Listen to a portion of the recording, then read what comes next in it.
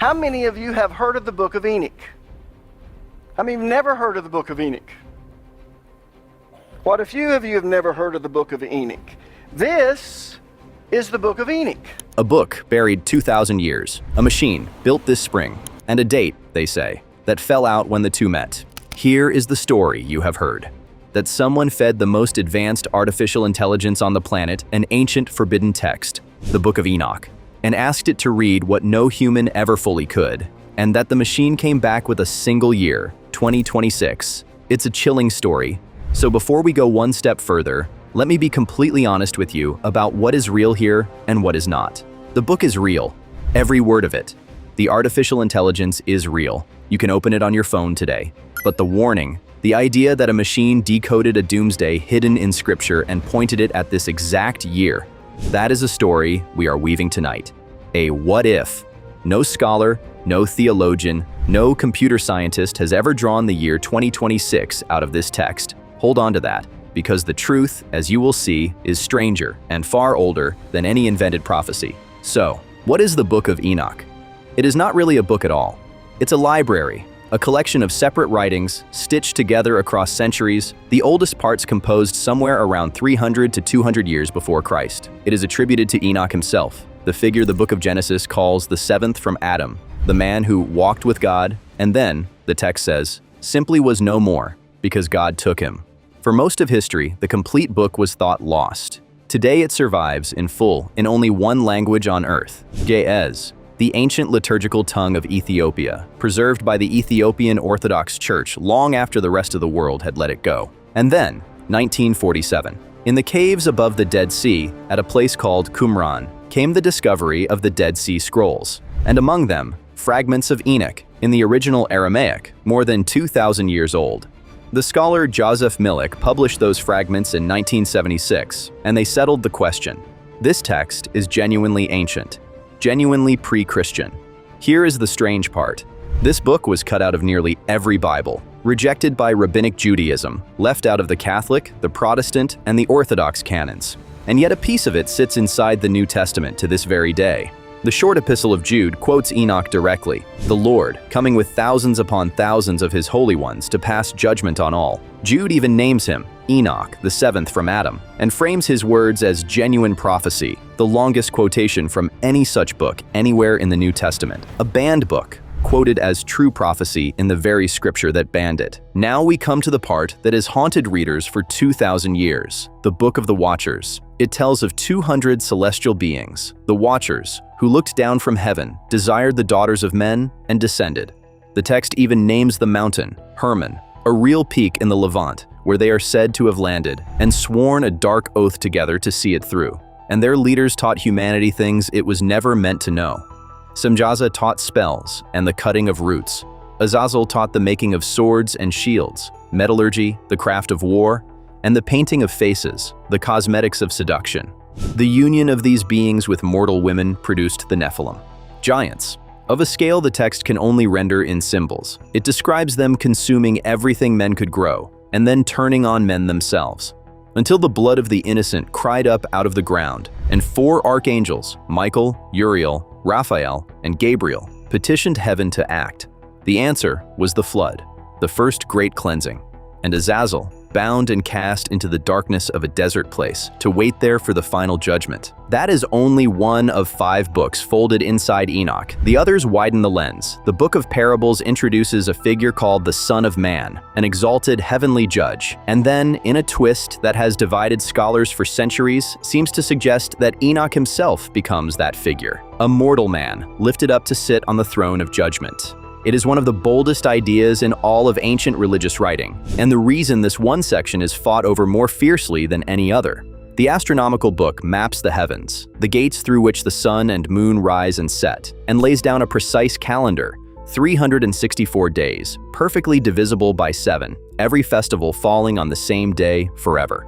And the text turns fierce here. It condemns those who keep the shorter lunar calendar as people who have fallen out of step with the rhythm of heaven itself, observing their holy days on the wrong days, blind to the true order of the cosmos.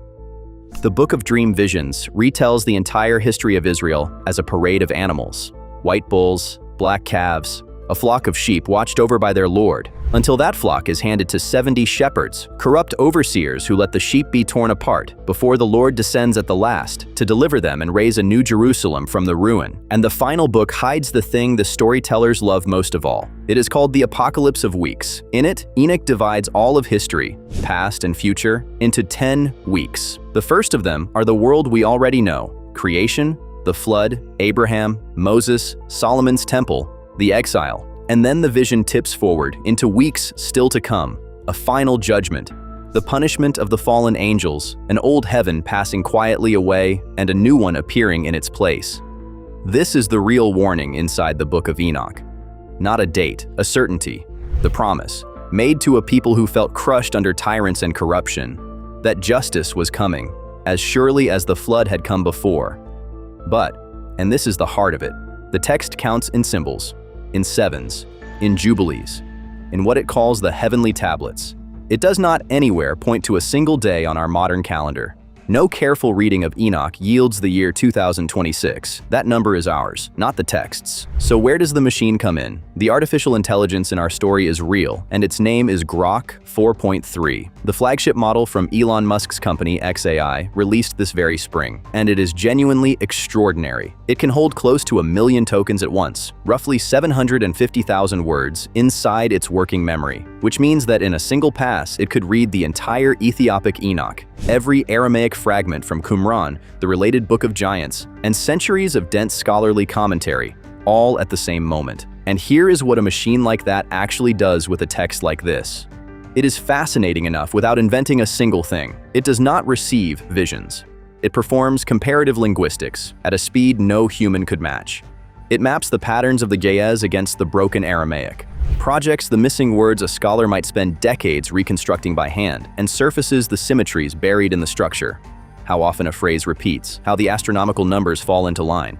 It can set a single torn fragment from Cave 4 beside a single verse and measure, letter by letter, how closely the two agree. The slow, patient work of generations of scholars, compressed into seconds. That is real, that is remarkable, and that is not prophecy.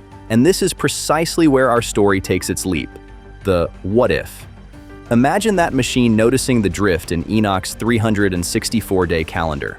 The small, accumulating error that, over 2,000 years, slowly pulls out of step with the real sky. Imagine it tracing that drift forward, century by century, and cross-referencing the stars that fall from the animal apocalypse against the paths of real objects in our own skies, until it lands on a single year. It makes for a breathless story. But remember what I told you at the very start. This is the invention. The machine is real. The reading is real. The year was written in, by us, for the thrill of it. The real Grok has issued no such warning. There is no hidden 2026 inside the Book of Enoch. What we are exploring here is a feeling, not a forecast. What there is mystery. Genuine, unsolved mystery. There is the Book of Giants, also recovered at Qumran, which gives the giants names: Oya, Hahya, Mahwe, and then astonishingly drops in Gilgamesh and Humbaba, characters lifted straight out of Babylonian myth, the giants tormented by nightmares of their own coming doom. There is the riddle that fragments of nearly every part of Enoch turned up in those caves, except the parables, the one section that carries the Son of Man. Why? Millick believed it had to be a later Christian forgery. Scholars like George Nicholsburg and James Vanderkam answered him using the text's own buried clues. A reference to an invasion by the Parthians and the Medes, a king dying at the hot springs of Calirho, and dated it firmly to before Christ. That debate is still alive today. And yes, the image of watchers descending from the sky to hand humanity forbidden technology has been seized upon by the ancient aliens crowd. Though the scholars read those fallen angels as something more human and more troubling, a memory of corrupt kings, of priests who had defiled their own temple. So here is where the investigation truly ends, not on a date. The terror at the core of the Book of Enoch was never a number on a calendar. It was the conviction that someone is watching, that the books are being kept, that nothing is forgotten. And that fear is older than the Aramaic it was first written in. Perhaps that is the only real prophecy in any of this, that 2,000 years later, we would build an entirely new kind of mind. And the very first thing we would think to do with it would be to turn it back toward our oldest fear and ask it, quietly, to tell us how the story ends. The manuscripts are real. The machine is real. The warning we wrote ourselves. Why we needed to... That, I'll leave with you.